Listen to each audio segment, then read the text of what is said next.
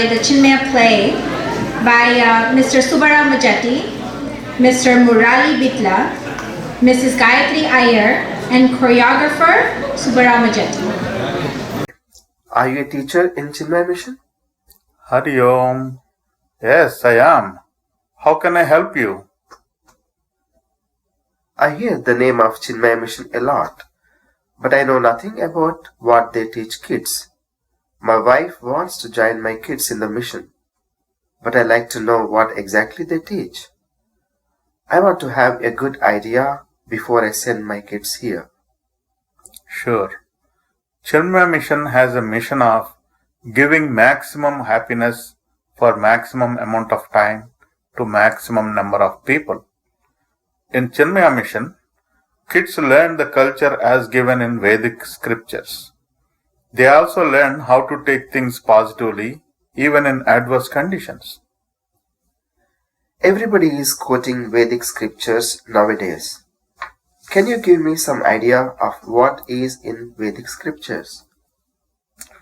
Our Swamiji is the best person to talk about Vedic knowledge, but I will try to give some outline and direction in which one should think to attain maximum happiness.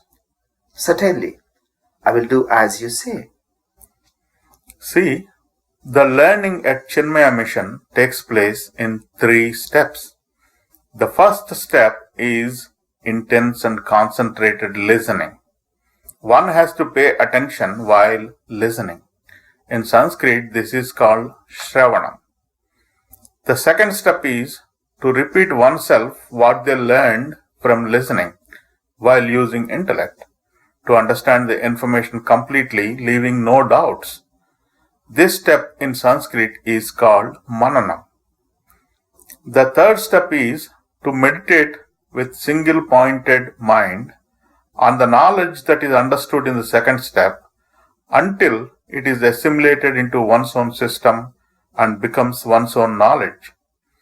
This step is called Nididhyasanam. This step is very crucial. Most people do not realize how important this is.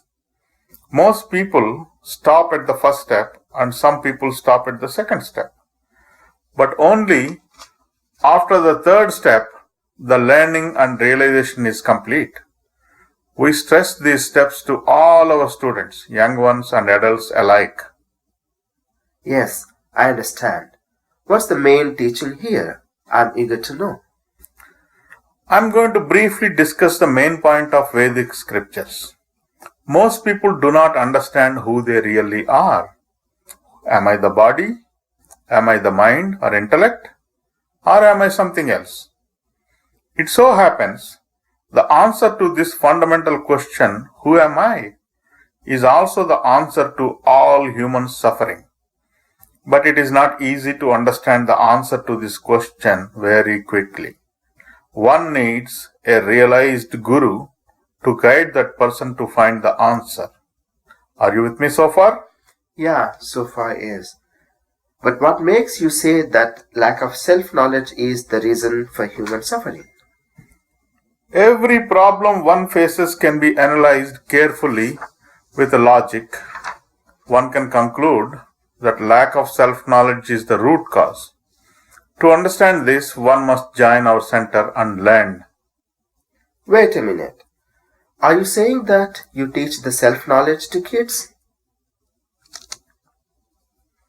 No, we don't teach self-knowledge to anyone who is not ready. If one were to understand self-knowledge, one must possess certain positive values. Without those values, one cannot acquire knowledge. You must be teaching the kids those values. Am I right? What are those values? I want to know if I have those. Yes and no. We don't start with teaching those values to them. Don't misunderstand me. We do teach those values eventually to kids, but not by enforcing. Instead, by inculcating those values into them without their knowledge. What do you mean by you don't teach them values, but again you say you do? I'm confused. Let me explain. Before we give them wealth of positive values, we must weed out all negative tendencies from them completely. While teaching the kids our culture, we gradually nullify their negative tendencies before we teach them values. Okay, but why is that? Well, if we try to give them positive values while they still have negative tendencies, then all our effort will go in vain. One must be free of all negativity before building up positive values. Okay, what are those negativities and what are positive values you are going to give them?